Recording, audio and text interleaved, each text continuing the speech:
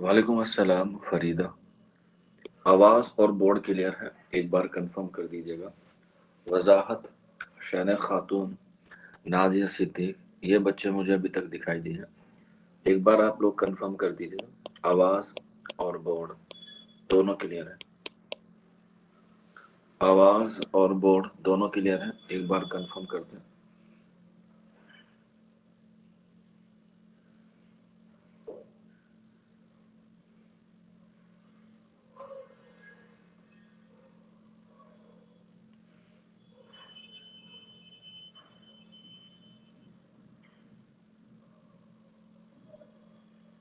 ठीक है, चलिए।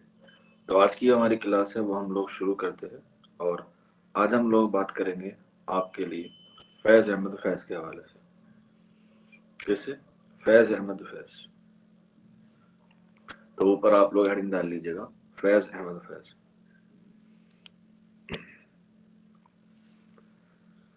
इनका नाम फैज़ अहमद था और तखल्लुस फैज़। फैज़ अहमद नाम था और तखल्लुस फैज़। इनकी पैदाइश 1911 में हुई, यानी कि 1911। कहाँ पर? सियालकोट। और सियालकोट कहाँ पर है? वर्तमान में पाकिस्तान में। ठीक है, एक क्वेश्चन ये आता है। दूसरा क्वेश्चन आता है कि फैज़ के अलावा किस और शायर की पैदाइश सियालकोट में हुई? तो मैंने पहले बता रखा है आप लोगों को, आंसर हो जाएगा अल्लामा इकबाल। इसके बाद इनकी वफात 1984 में 1984 में कहाँ पर हुई? लाहौर में ही हुई। 1984 में लाहौर में ही हुई। इनके वालिद का नाम सुल्तान मोहम्मद खान था। वालिद का नाम सुल्तान मोहम्मद खान। इनके वालिद का नाम सुल्तान मोहम्मद खान था, जो पेशे से क्या थे? बैरिस्टर थे। ठीक, क्या थे? बैरिस्टर। अच्छा, एक बात आप लोग बताइए, ये तीन तरह के होते हैं। एक होता है एडवोकेट, ठीक है, एक होता है एडवोकेट, एक होता है लॉयर, और एक होता है बैरिस्टर। बैरिस्टर, क्या ये तीनों एक ही होते हैं या तीनों अलग अलग होते हैं? लॉयर, एडवोकेट और बैरिस्टर तीनों एक होते हैं या तीनों अलग अलग होते हैं?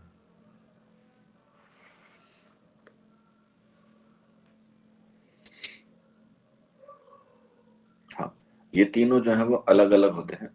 जो लॉयर होता है, जो एलएलबी की डिग्री पास कर लेता है, ठीक है, तो वो क्या कहलाता है? लॉयर। लॉयर एलएलबी डिग्री पास करने के बाद जब ये बार काउंसिलिंग ऑफ जुडिशरी में अपने आप को रजिस्टर करा लेता है, एक वकीलों की बार काउंसिलिंग होती है, तो इसको हम लोग क्या कहते हैं? एडवोकेट। ठीक है, ये केस लड़ सकता है। और बैरिस्टर क्या होता है? जो लंदन से पढ़ाई करके आया हो, या ब्रिटिश से, या यूरोप से, ठीक है, करके आया हो किसकी? वकालत की ही पढ़ाई, या लॉयर की। तो उसे हम लोग क्या बोलते हैं? बैरिस्टर बोलते हैं। ठीक है, तो ये तीनों चीज जो है वो होती वकील के लिए है, लेकिन अलग अलग लेवल पे होती है। जैसे आप टीचर हैं या आप टीचर बनेंगे, तो पीआरटी का टीचर अलग होता है, टीजीटी का अलग होता है, और पीजीटी का अलग होता है। ठीक, तो ये क्या है? तीनों नाम अलग अलग हैं, लेकिन सारे काम क्या है इसके? टीचर के ही हैं।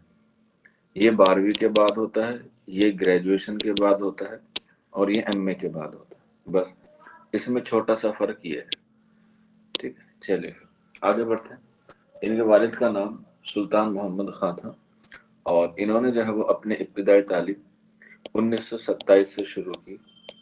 कहाँ से? मिशन हाई स्कूल से।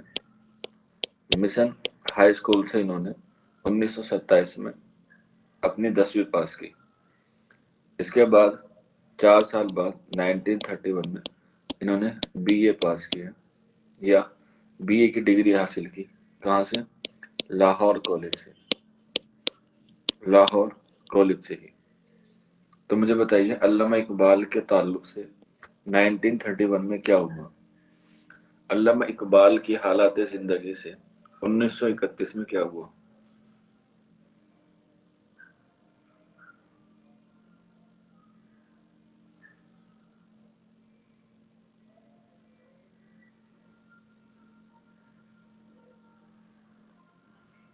एक बच्चा बता रहा है सिर्फ। बिल्कुल, नादिर सिद्दीकी ने सही जवाब दिया है। ये गए थे गोलमेज कॉन्फ्रेंस में लंदन में 1931 में। Very good. तो यहीं पर ही 1931 में जब ये कॉलेज में थे, तो उसी जमाने में जो है इन्होंने क्या कर दी थी, अपनी शायरी शुरू कर दी थी। और शायरी में जो है उन्होंने जो है वो कहाँ से इब्तिदा की? नज्मों से इब्तिदा की।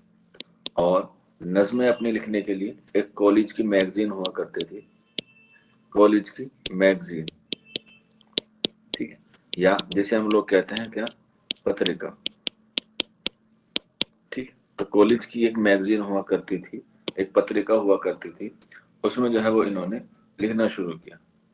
और वो कॉलेज मैगजीन का नाम क्या था? रावी। कॉलेज मैगजीन का नाम था रावी, और रावी में जो है वो अपनी नज्म जो है वो लिखनी शुरू की। उस वक्त तो कोई शेरी मजमुआ इनका था नहीं, बस जो नज्म लिखी गई उसको जो है उन्होंने लिख ली।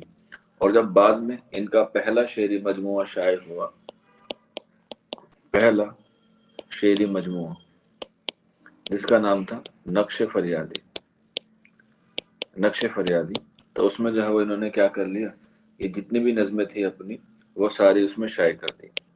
और ये कब शाये हुआ? 1941 में, 1941 में, 1941 में, ठीक। जब हम लोग अदबी खिदमात करेंगे उसके बाद जो है वो हम लोग इस बारे में जो है वो गुफ्तगू करेंगे, ठीक है। चलिए, इसके बाद इन्होंने जो है वो 1940 में, 1940 में एमए किया। और मोस्ट इम्पोर्टेंट है, एमए किसमें किया? अंग्रेजी जबान में। दो लोगों का एमए इम्पोर्टेंट है, एक तो फैज का इम्पोर्टेंट है और दूसरा है फिराक का। ये दोनों ही दोनों उर्दू के बहुत मशहूर मुसन्निफ हैं, उर्दू शायरी के, लेकिन इन्होंने अपनी तालीम जो है वो हासिल किसमें की है? वो की है अंग्रेजी में। तो याद रख लेना, अगर पूछा जाए एमए इंग्लिश में किसने किया, तो फैज अहमद फैज ने और फिराक गोरखपुरी ने, और फिराक गोरखपुरी ने, ठीक है। इससे कबल जब इन्होंने बीए की डिग्री अपनी हासिल कर ली, ठीक है, और इसके बाद जो है वो इन्होंने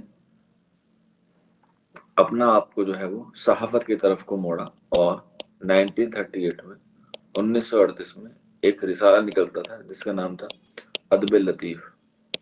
कहाँ से निकलता था? लाहौर से निकलता था। तो इसमें अपनी जिंदगी को गुजारने और बसारने के लिए अदब लतीफ लाहौर की क्या की इन्होंने? इदारत की, यानी कि उसके क्या बन गए? संस्थापक बन गए, ठीक है। तो इसके क्या बने हुए?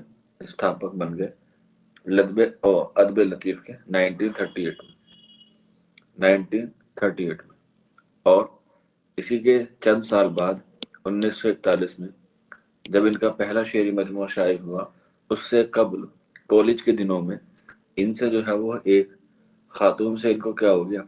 इश्क हो गया, जिसका नाम था इब्लीस जॉर्ज, अलिफ पा इब्लीस जॉर्ज, ठीक है। ये एक ईसाई धर्म से क्या रखती थी? ताल्लुक रखती थी। और इन दोनों में क्या हुई? मोहब्बत हो गई, और दोनों ने जो वो क्या कर लिया? निकाह कर लिया 1941 में। और ये भी पूछा जाता है कि इनका निकाह किसने पढ़ाया, तो याद लिख लेना, शेख अब्दुल्ला ने, शेख अब्दुल्ला ने जो है वो इनका निकाह पढ़ाया। और निकाह के बाद इब्लिस चार्ज का नाम हो गया कुलसुम। क्या हो गया? कुलसुम। यानी कि फैज अहमद फैज की शरीक हयात का नाम क्या हो गया? कुलसुम, कुलसुम। और यहीं पर ही अभी तक तो ये सिर्फ अपनी जिंदगी को अदब के लिहाज से जो है वो गुजार रहे थे, लेकिन जब बीवी आपके सर आ जाती है तो जिम्मेदारियां आपकी और बढ़ जाती हैं। इसीलिए इन्होंने अपनी जिंदगी को और बेहतर बनाने के लिए 1941 में जो है वो फौज ज्वाइन कर ली, यानी कि इन्होंने आर्मी को ज्वाइन कर लिया। और आर्मी को ज्वाइन करने के वक्त ये किस पद पर हुए? ये हुए कैप्टन। शुरुआत में क्या हुए? कैप्टन बने, ठीक है, कैप्टन 1941। और इनको जो है वो, इनका काम अच्छा रहा, इनको जो है वो लोगों ने बहुत मकबूल किया और अपने डिपार्टमेंट में भी ये जो है वो तरक्की दर तरक्की जो है वो करते रहे। इसीलिए 2 साल में ही 1943 में ही ये क्या बन गए? मेजर बन गए। मेजर फैज अहमद फैज बन गए।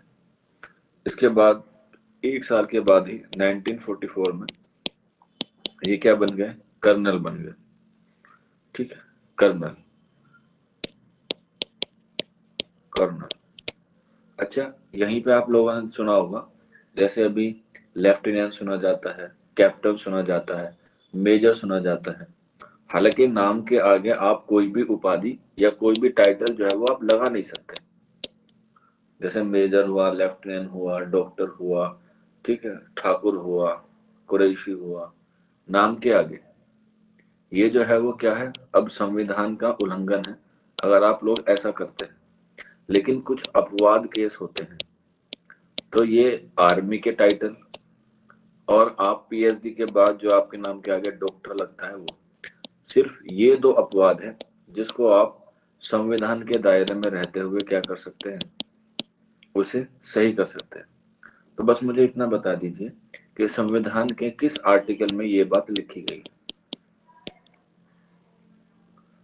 कि आप आर्मी के जो टाइटल है, मेजर हुआ, लेफ्टिनेंट हुआ, कर्नल हुआ, ब्रिगेडियर हुआ, ये संविधान के किस आर्टिकल से लगा सकते हैं?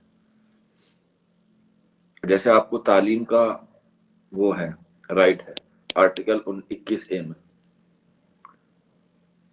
इसी तरह से ये जो है उपाधि का इस्तेमाल करना या यूज ऑफ टाइटल किस आर्टिकल में आता है? अगर नहीं पता तो एन लिख दीजिएगा, घबराने वाली बात नहीं है। फरीदा कह रही है 25, शहना खातून कह रही है एन। तो बेटा अगर आपको ये छोटी सी चीज नहीं पता तो इसका मतलब ये है कि आपको थोड़ी सी और मेहनत करने की जरूरत है जीएस में, थोड़ी सी मेहनत। बेटा मैंने आपको पहले भी बता रखा है कि अगर आपको आर्टिकल याद करने हैं तो कम से कम 32 तक तो आपको फिंगरप्रिंट होने चाहिए, यानी कि फिंगर पे याद होने चाहिए।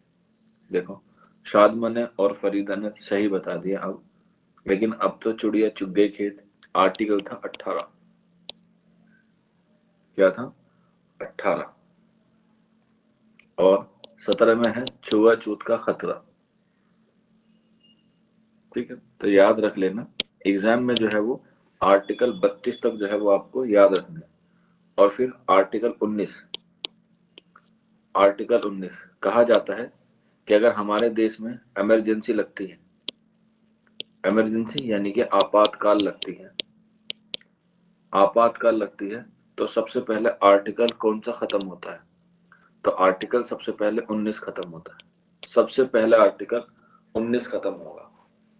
जब हमारे यहाँ 1977 में, 1977 में, 77 नहीं सॉरी 75 में, 1975 में हमारे यहाँ आर्टिकल लगा, वो आपातकाल लगी, इमरजेंसी। तो सबसे पहला आर्टिकल खत्म हुआ 19, क्योंकि आर्टिकल 19 क्या कहता है?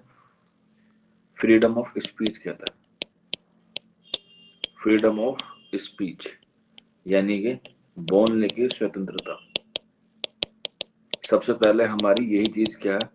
खत्म कर दी जाती है, फ्रीडम ऑफ स्पीच। बेटा एक दिन में सारे आर्टिकल याद नहीं होने के, ये बात मैं आप लोगों को कह रहा हूं। लेकिन अगर आपने दिन में सिर्फ एक आर्टिकल याद कर लिया, सिर्फ एक, तो एग्जाम तक आपके कम से कम 100 आर्टिकल तो याद हो जाएंगे कम से कम। और एग्जाम में अगर एक भी आर्टिकल का सवाल आ गया और आपसे गलत हो गया तो बहुत दिक्कत वाली बात हो जाएगी। अभी तौबा का दरवाजा जिस तरह से खुला हुआ है, तो अभी जो है वो आपके पास पढ़ने के लिए बहुत सफिशिएंट वक्त है, बहुत सफिशिएंट वक्त है। तो इसे जो है वो आप लोग यूटिलाइज करें, क्योंकि आगे जो एक महीना आने वाला है उसमें गारंटी है कि आपका पढ़ाई का लेवल गिरेगा, बिल्कुल गिरेगा, इसमें कोई दो राय नहीं है। तो इससे पहले कि वो महीना आए, आप अपने आप को थोड़ा सा मजबूत कर लें, ठीक है ना? क्योंकि अब 3-4 दिन बचे हैं, फॉर्म की डेट जो वो है एक्सपायर हो जाएगी, यानी कि खत्म हो जाएगी। और उसके बाद जो है वो एक एक दिन आपके लिए ऐसा कीमती होगा जो दोबारा लौट के नहीं आ सकता। दुनिया में सिर्फ यही एक चीज ऐसी है जिसे आप दोबारा ला ही नहीं सकते, और वो है आपका टाइम। आपके पास 10 करोड़ रुपया हो, 100 करोड़ हो, जितना महदूद क्यों ना हो, आप उन सब से 1 सेकंड नहीं खरीद सकते। तो इसलिए अपने टाइम को, एक एक सेकंड को जो है वो आप लोग बहुत अच्छी तरीके से यूटिलाइज करें अपने आने वाले एग्जाम में। कामयाबी सबकी होती है, नाकामयाबी सिर्फ आपकी होती है, ध्यान रखना। कामयाबी सबकी होती है, नाकामयाबी सिर्फ आपकी ही होगी। आपको ही टारगेट किया जाएगा, आपको ही बोला जाएगा कि हमने वक्त दिया था, हमने पैसा दिया था, हमने कुछ काम नहीं कराया। अगर कामयाब नहीं हुए तो इसमें तुम्हारी ही गलती है, अगर कामयाब हो गए तो सब कामयाब हो जाएंगे। तो इसीलिए सबकी उम्मीदों पे खरा उतरिए और अपने आप को जो है वो क्या कीजिए, एग्जाम के लिए पूरी तरीके से प्रिपेयर कीजिए, ठीक है। और आपको पता भी होगा, कुछ बच्चे जो है वो हिंदी की क्लास में रहते हैं, उनके हिंदी के जो है वो टेस्ट अपलोड हो चुके हैं, और हिंदी के बाद आपके ज्योग्राफी के शुरू होंगे, और ईद के बाद आपकी जो जनरल पेपर है उसकी टेस्ट सीरीज भी शुरू होगी, जो टिल एग्जाम तक चलेगी, ठीक है। ईद के बाद उसे हम लोग शुरू करेंगे, क्योंकि तब तक आपका सिलेबस ऑलमोस्ट सारा ही जो है वो कंप्लीट सा हो गया होगा जनरल पेपर का। और नेक्स्ट वीक से आपका टीचिंग एप्टीट्यूड चल जाएगा। टीचिंग एप्टीट्यूड आपका नेक्स्ट वीक से शुरू हो जाएगा, जब भी होगा आपको बता दिया जाएगा। अभी हिंदी के टेस्ट चल रहे हैं, इसके बाद ज्योग्राफी के चलेंगे। रमजान में ज्यादातर टेस्ट ही आपके होंगे, एक सब्जेक्ट के कंटिन्यू चलते रहेंगे। उसके बाद जो है वो आपका ईद बाद जनरल पेपर के टेस्ट सीरीज को हम लोग शुरू करेंगे। चलिए फिर वापस आ जाते हैं। तो 1944 में ये कर्नल के अहद पे जो है वो क्या हो गए, कायम हो गए। इसके बाद आपको पता है 1947 में बंटवारा हुआ, यानी कि तकसीम हिंद हुआ, और ये कहाँ चले गए, पाकिस्तान चले गए। बंटवारे में ये पाकिस्तान चले गए, और इन्होंने जो है वो फौज से क्या दे दिया था, इस्तीफा दे दिया पाकिस्तान जाने से पहले ही। क्योंकि पहले ये इंडिया में थे, लेकिन जब पाकिस्तान में गए तो वहां पर जो है उन्होंने जाने से पहले फौज के पद से या फौज के अहद से क्या दे दिया, इस्तीफा दे दिया। और वहां जाकर अपनी जिंदगी को गुजारने के लिए इन्होंने जो है वो 2 अखबार निकाले, जिसका नाम था इमरोज और दूसरे का नाम था Pakistan time. Pakistan time, Pakistan times. तो इन दोनों अखबार को जो है वो इन्होंने निकाला 1947 में पाकिस्तान में जाके, इमरोज और पाकिस्तान टाइम्स। लेकिन कहते हैं ना, कुछ चीजें जो है वो आपको रास नहीं आती, और फैज अहमद फैज जो है वो क्या थे, तरक्की पसंद तहरीक से जुड़े हुए भी थे, और आज़ादी में भी जो है इन्होंने बढ़ चढ़ के भाग लिया, बढ़ चढ़कर जो है वो हिस्सा लिया। लेकिन वहां के जो प्रधानमंत्री थे, जिनका नाम था लियाकत अली खान, लियाकत अली खान, ये जो है इनकी क्या है, इनकी और फैज की क्या हुई, नहीं बन पाई। इसीलिए लियाकत अली खान की जो सरकार थी पाकिस्तान में, कहा जाता है जैसे हमारे देश का पहला प्रधानमंत्री कौन है, who was the first prime minister in our India.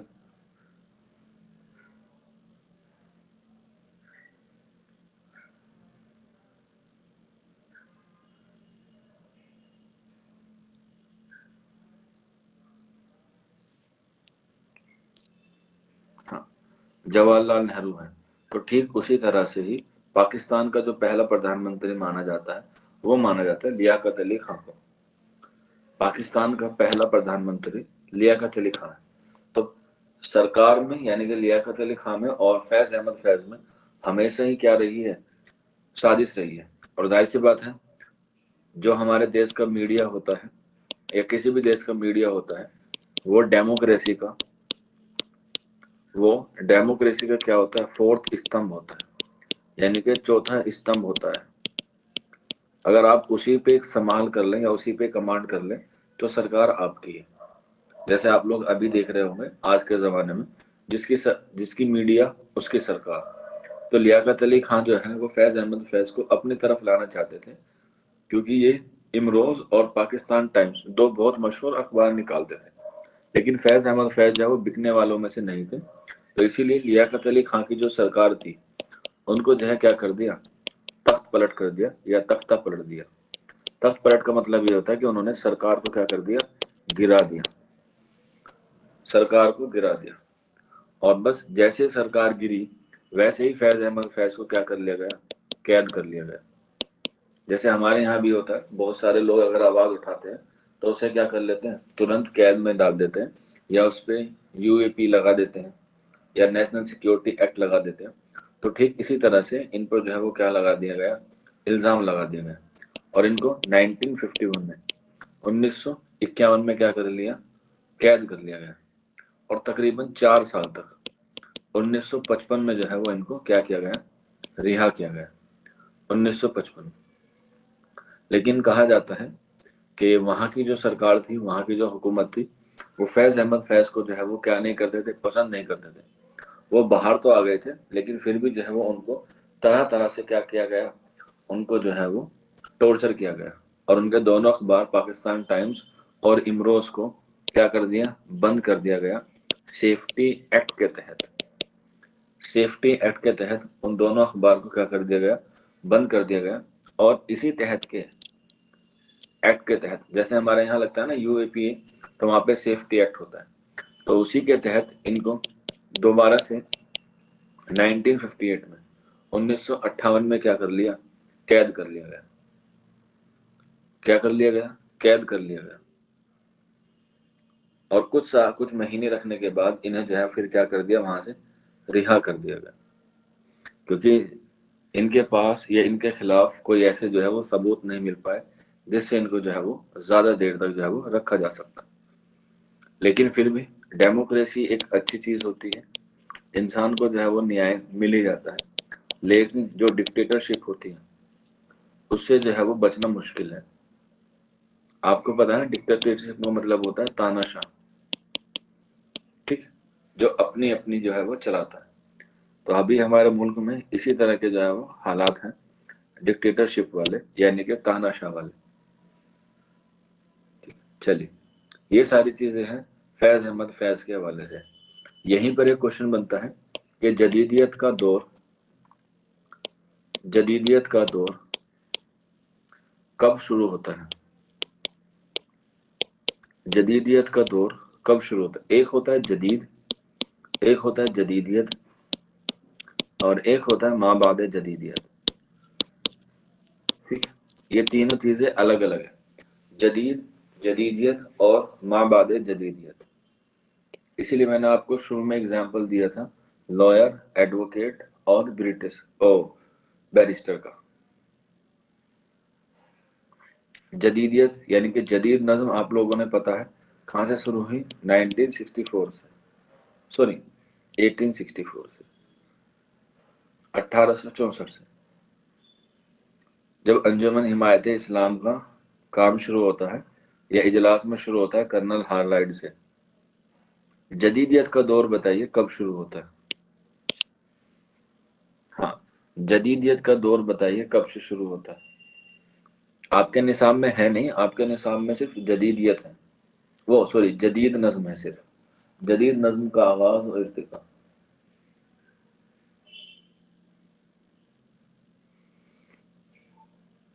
अगर नहीं पता तो एन लिख दीजिएगा आप लोग।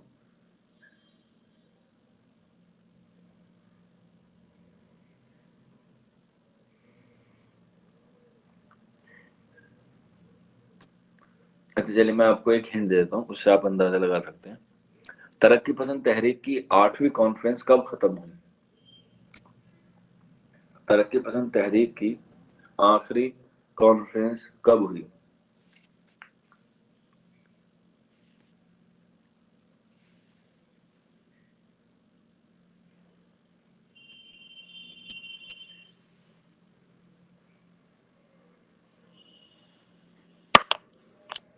बेटा अकील 1936 में पहली हुई, मैंने आखिरी पूछी है।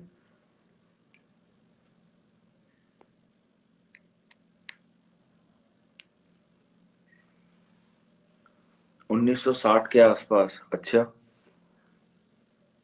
मतलब ये तो बहुत बेसिक सा सवाल है। ये कैसी बात है आपको जो नहीं पता इस बारे में?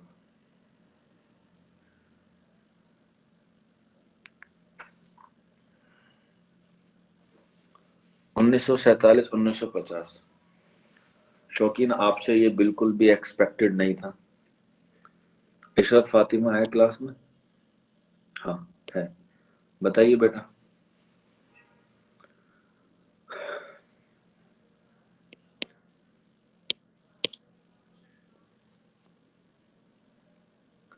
सात की डेट याद है, बस आठ की याद नहीं आ रही। सात की बताइए नाजिया सिद्दीकी। सात की बताइए। आठवीं की मैं बता दूंगा।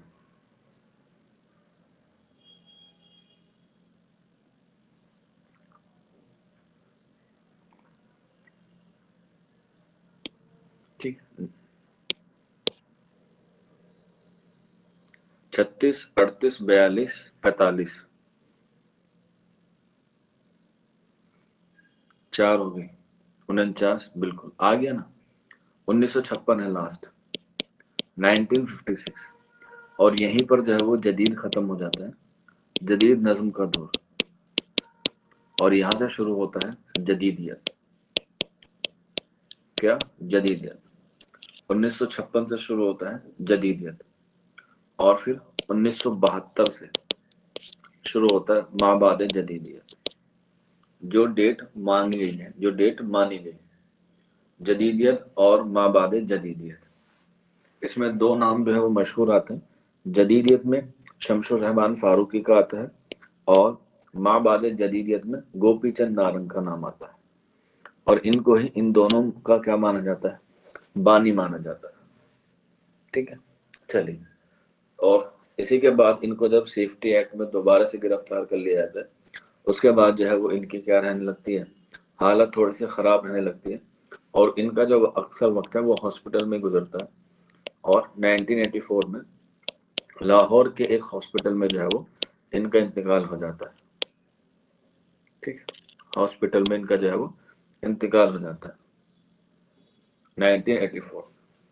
तो ये इनकी कुछ हालात जिंदगी थी जिससे जो है वो आपसे एग्जाम में जो है वो सवाल बन सकता है। इसके बाद इनकी अदबी खिदमत, ये इनके अदबी कारनामे पे जो है वो हम लोग रोशनी डाल लेते हैं। क्योंकि हमने पढ़ा है इन्होंने ज़्यादातर नज़मों में तबाह आजमाई की है।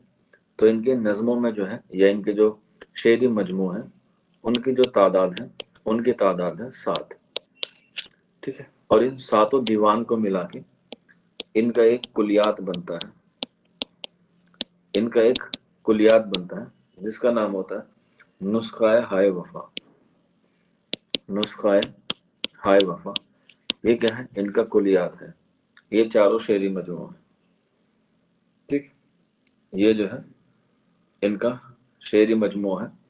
और उसी शेरी मजमू को मिला के इनका एक कुलियात बनता है जिसको हम लोग कहते हैं नुस्खाए हाय वफा। ठीक, इसके अलावा इनकी वो बहुत सारी नज़में शामिल हैं जो क्या है? गैर मतबूआ हैं।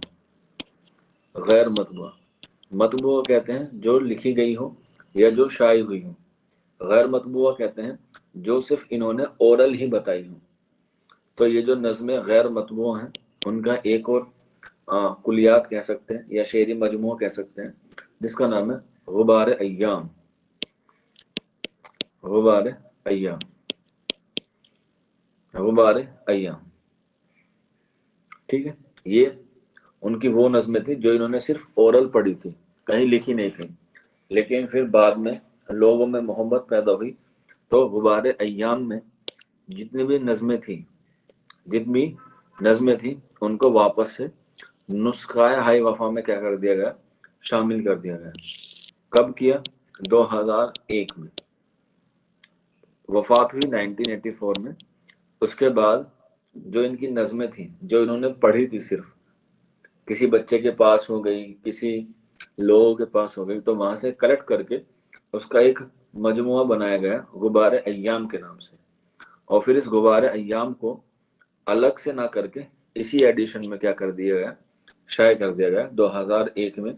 कहाँ से? एजुकेशनल बुक हाउस दिल्ली से। एजुकेशनल बुक हाउस दिल्ली से 2001 में। 2001 में। ठीक। अब इनके जो 7 शेरी मजमू हैं वो लिखते हैं पहले। 7 शेरी मजमू, जिसमें पहला है नक्शे फरियादी 1941 में। ईयर सबके याद रखने हैं। नक्शे फरियादी 1941 में। इसके बाद दस्ते सबा 1952 में। दस्ते सबा 1952 में। नहीं शौकीन, अलग बात है। जो नुस्खा हाय वफा है वो उनकी वो नज़मों का मजमुआ था जो उन्होंने खुद लिखी थी, यानी कि जो उनकी नज़में शाये हुई। लेकिन कुछ नज़में उनकी ऐसी थी जो इन्होंने सिर्फ ओरल ही कही थी, कहीं लिखी भी नहीं थी, फैज अहमद फैज के जरिए से। यानी कि उनको फैज अहमद फैज ने खुद नहीं लिखा था, बल्कि कोई उस्ताद उनका शागिर्द होता था या उनका कोई जानने वाला होता था, वो लिखता था। तो फिर उनसे हमने कलेक्ट करके उन सारी जो नज़में हमारे पास शामिल आई उसे एक नाम दिया गुबारे अय्याम।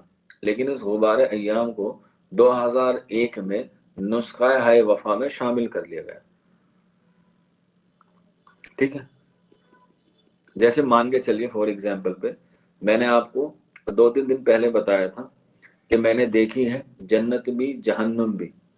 ये शेर सुनाया था मैंने आपको। मैंने देखी है जन्नत भी जहन्नुम भी, ये दुनिया दोनों का मजमुआ है। याद आया आपको? तो ये मैंने कहीं लिखा हुआ नहीं है, ये मैंने कहीं लिखा हुआ नहीं, मेरे जहन में था तो मैंने ये पढ़ के आपको सुना दिया कि मैंने देखी है जन्नत भी जहन्नुम भी, ये दुनिया दोनों का मजमुआ है। हो सकता है आपको अच्छा लगे तो आप लोग इसे नोट करके रख ले कहीं कि हाँ भाई ये उन वाले सर का जो है वो ये शेर था। अब कल को मैं बड़ा शायर बन गया, हालांकि जो मैं नहीं बनने वाला, तो फिर आपको मेरा कोई शेरी मजमुआ शाये हुआ, आपको याद आया यार ये वाला शेर सर के उसमें है नहीं, या ये वाली नज़म उनके सर के शेर में है नहीं, मैं इसको जो है वो नोट करके रख लेता हूँ या रख लेती हूँ। मतबुआ और गैर मतबुआ, बेटा मतबुआ कहते हैं जो शाये हो चुका हो, जो लिखा गया हो, और गैर मतबुआ जो सिर्फ बोला गया हो। ठीक है। मतबुआ यानी कि जो शाये हुआ, और गैर मतबुआ जो शाये ना हुआ। ठीक है, इसे कहते हैं। तो मैंने देखी है जन्नत भी जहन्नुम भी, ये दुनिया दोनों का मजमुआ है।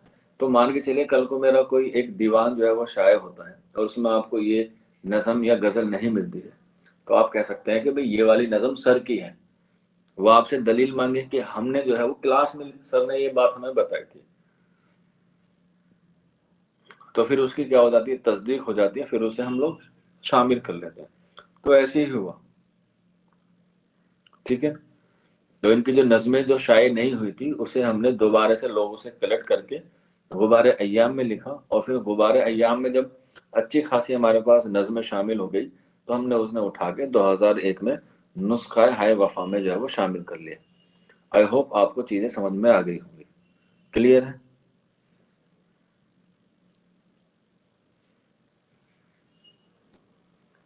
हाँ ठीक है, चलिए फिर आगे बढ़ते हैं। इनका तीसरा शेरी मजमुआ है जिसका नाम है जिंदा नामा। जिंदा नामा। ये कब लिखा? 1956 में। अब आप देखो 1951 में इनको कैद मिली और 1955 में इनको रिहा हुआ किया गया। तो जिंदानामा पूछा जाता है कि वो किसका मजमुआ है, तो ये कैद खाने का मजमुआ है, कैद खाने का मजमुआ। कैद खाने का मतलब कि ये वाला जो मजमुआ है इन्होंने कैद के दौरान लिखा, जब ये जेल में थे। ठीक है, 1956 में ये फिर क्या हुआ, शाये हुआ जिंदानामा। इसके बाद नेक्स्ट लिख लेते हैं इनका चौथा, दस्त तहे संग। दस्त तहे संग ये कब लिखा, 1956 में, दस्त तहे संग। इसके बाद नेक्स्ट लिख लीजिएगा इनका पांचवा, सर वादिये सीना। सर वादिये सीना ये कब लिखा गया, 1971 में, 1971 में। इसके बाद नेक्स्ट लिख लीजिएगा शाम शहर यारा। शाम शहर यारा 1978 में। इसके बाद सातवां, मेरे दिल मेरे मुसाफिर। मेरे दिल मेरे मुसाफिर 1981 में, 1981 में। और इसके बाद 7 हो गए, तो ये क्या हो गए, इनके पूरे शेरी मजमे हो गए। इन सारों को मजमुओं को शामिल करके हमने एक कुलियात बनाया जिसका नाम था नुस्खाए हाय वफा।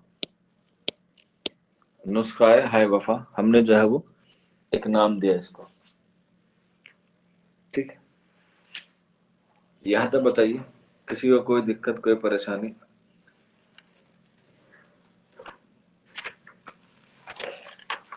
फैज अहमद फैज के हवाले से।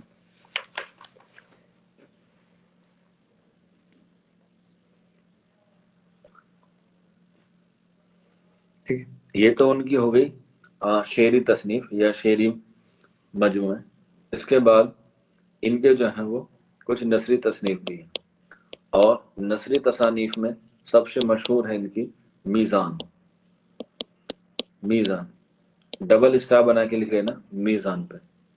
कब लिखी गई, 1963 पे लिखी गई, 1963 में। और ये क्या है, इसकी सिन्फ बहुत इंपॉर्टेंट है। सिन्फ पूछी जाती है कि मीज़ान का सिन्फ क्या है, तो बता देना ये तनकीदी तसनीफ है।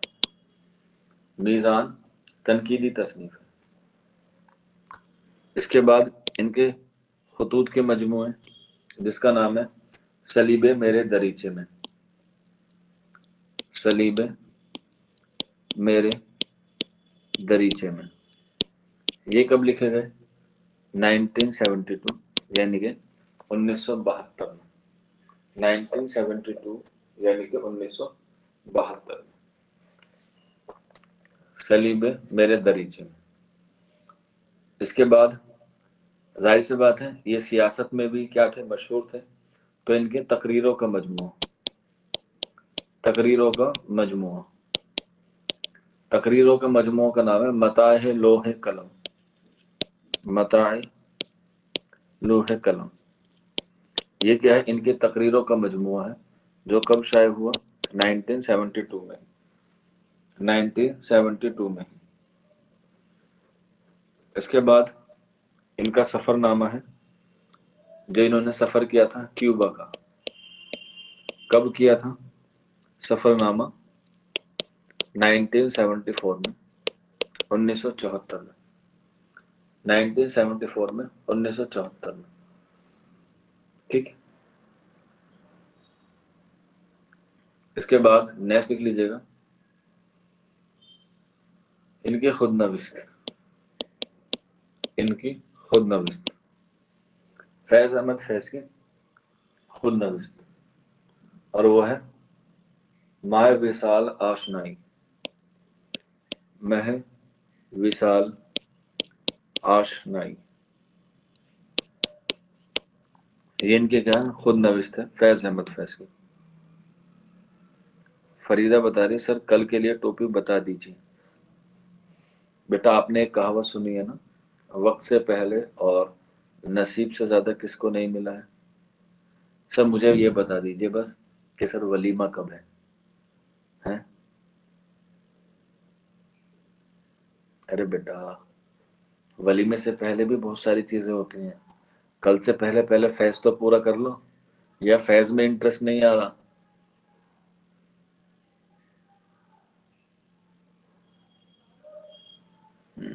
तो बेटा थोड़ा सा सब्र कीजिए। ये इनकी खुद नविश्त है। कब लिखी गई? 1980 में, 1980 में लिखी गई। महे विशाल आशनाई, खुद नविश्त। इसके बाद इनके कुछ ड्रामे हैं। इनके कुछ ड्रामे हैं जिसमें एक अहम है private secretary. Private secretary, private secretary इनकी क्या है? ये ड्रामा है। इसके बाद सांप की छतरी, सांप की छतरी, प्राइवेट सेक्रेटरी और सांप की छतरी। रोजी खान, सर आपकी शादी है? ना बेटा ना, मैं अभी नहीं चाहता अपनी बर्बादी करना। पहले आपको कामयाब, उसके बाद फिर अपनी बात।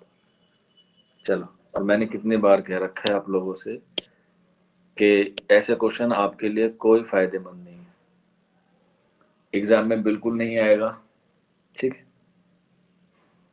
और आप लोगों को मैंने इस बात की जो है वो काफी बार वार्निंग भी दी है। आप यहाँ सिर्फ पढ़ने आते हैं तो आप पढ़िए। अगर आपको इंटरेस्ट है इन चीजों में लेके तो मुझे बता दीजिए, मैं एक दिन पूरी तफसील से आपको बता दूंगा। ठीक है? लेकिन बीच बीच में जो आपके दिमाग में ये चुल उठ जाती है ना शादी को लेके, तो उसको जो है वो थोड़ा सा अपने आप को रखिए।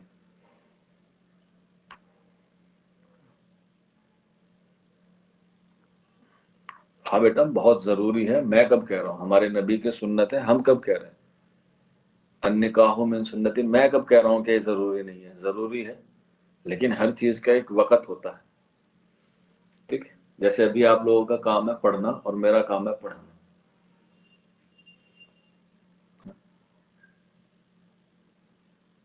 सर हिंदी के टेस्ट चलते हैं तो क्लास नहीं बेटा।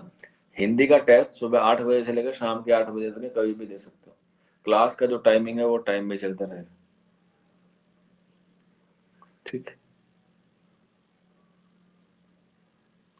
मोहम्मद अकील, बहुत अच्छी नसीहत करते हैं आप। हाँ बेटा, इसीलिए करता हूँ क्योंकि अभी मुझे नसीहत करने वाली नहीं आई है। जिस दिन मेरे पास नसीहत करने वाली आ जाएगी उस दिन मैं नहीं कर पाऊंगा, क्योंकि फिर उसको लगेगा कि मेरी नसीहत सबसे ऊपर है। अभी मेरी अपनी है। ठीक है? चलिए वापस आ जाते हैं। सांप की छतरी, इसके बाद तमाशा मेरे आगे, तमाशा मेरे आगे। तो ये इनके 3 ड्रामे हैं, प्राइवेट सेक्रेटरी, ठीक है, सांप की छतरी और तमाशा मेरे आगे।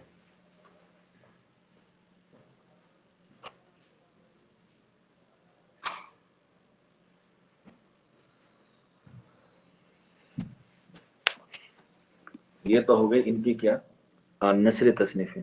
इसके बाद हमने इनके 7 जो है वो शेरी मजमुए लिखे हैं। उन 7 शेरी मजमुओं में कुछ इनकी नज़में जो है वो शामिल है। अल्लामा इकबाल की मैंने आपको शेरी मजमुओं के हिसाब से लिखवाई थी। यहाँ सिर्फ इनकी अहम नज़में लिखूंगा, क्योंकि इनसे नहीं पूछता है कि कौन सी नज़म कौन से शेरी मजमुए में जो है वो शामिल है। ठीक? जैसे इनकी एक सबसे मशहूर नज़म जो मानी जाती है वो है तन्हाई। ठीक है? तन्हाई। इसके बाद मुझसे पहली सी मोहब्बत मेरे महबूब न मांग, मुझसे पहली सी मोहब्बत, मुझसे पहली सी मोहब्बत मेरे महबूब न मांग, मेरे महबूब न मांग, मुझसे पहली सी मोहब्बत मेरे महबूब न मांग। ये भी इनकी एक अहम नज़म है। इसके बाद नेक्स्ट मुलाकात, मुलाकात। ये भी क्या है, इनकी एक अहम नज़म है, मुलाकात।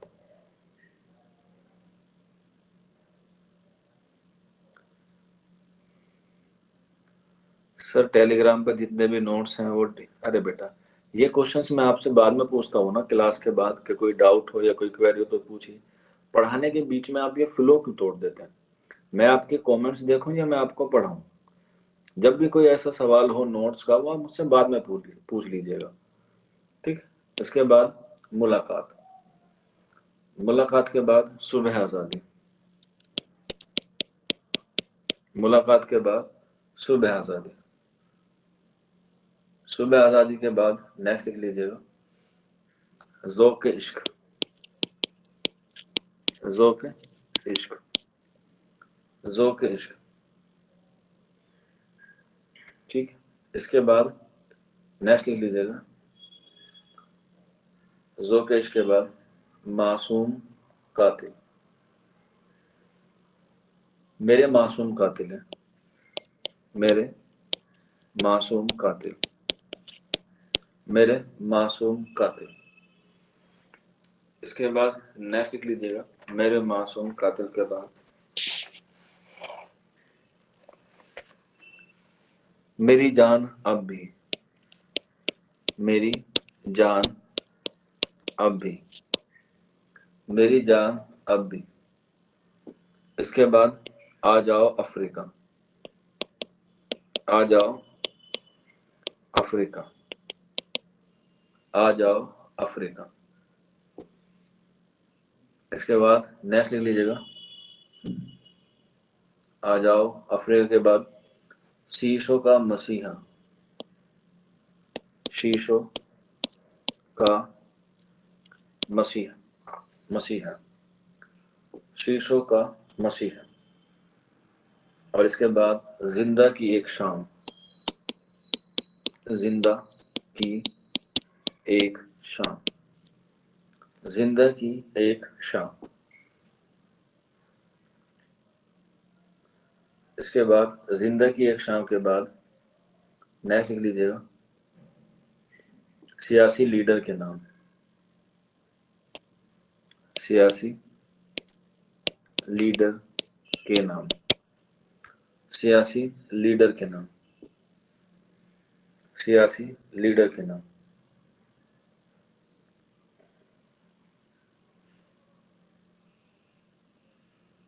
ठीक, बस इतनी नज़में जो है वो इनके आप जो है वो लिख लीजिएगा।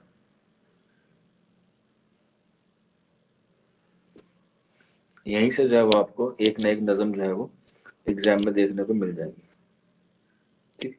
इसके बाद इनके मुतालिक कुछ कॉल हैं, एक सबसे इम्पोर्टेंट है और वो है मजरू सुल्तानपुरी का, मजरू सुल्तानपुरी। बस यही मजरू सुल्तानपुरी का अहम है। बाकी इनके ताल्लुक से अगर कोई भी आपको एग्जाम में शेरी वो इकबाल मिल जाए तो आंख मीच के उसका आंसर नून मीम राशिद लगा देना, क्योंकि 90% नून मीम राशिद ने जो क्या कहा है इनके बारे में कहा है ज्यादातर, ठीक है। और मैंने आपको बताया था कि फैज अहमद फैज का ताल्लुक जो है वो तरक्की पसंद तहरीक से होता है, ठीक है। तो ये तरक्की पसंद नज्मों के शायर है, तो इसीलिए इनको मजरू सुल्तानपुरी ने तरक्की पसंद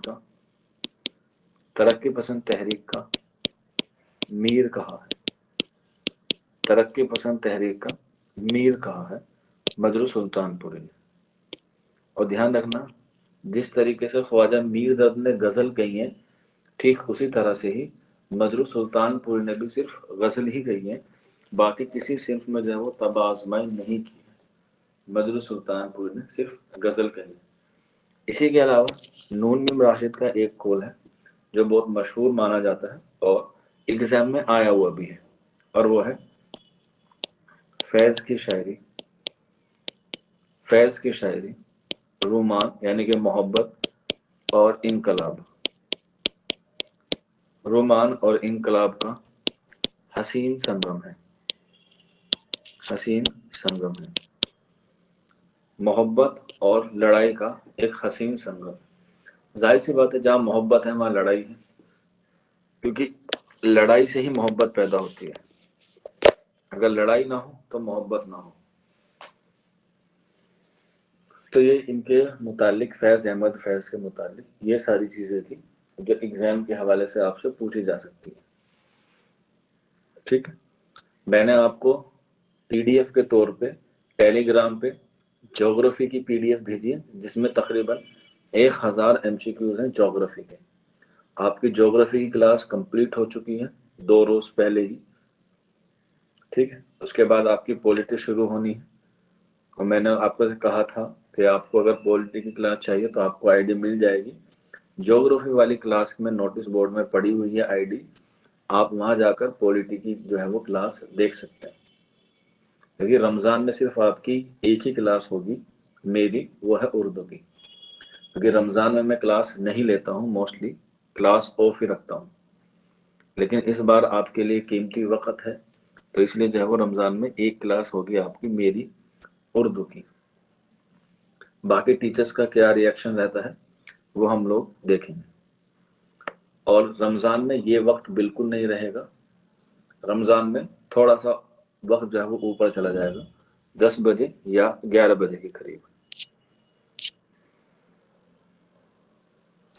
इंग्लिश की तो चलेगी, इंग्लिश की तो अभी शुरू हुई है।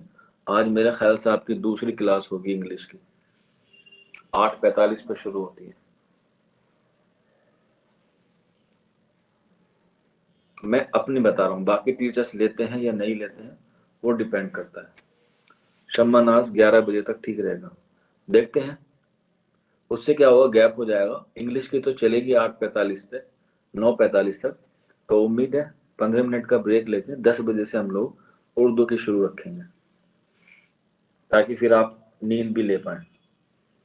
और टीचिंग एप्टीट्यूड की बात हो रही थी, तो टीचिंग एप्टीट्यूड वाली मैम कह रही थी कि मैं क्लास शहरी में लूंगी, तो अब उनका भी देखना है ना कि शहरी में वो आप ले पाएंगे या नहीं ले पाएंगे, उसका भी इंतजाम करना है।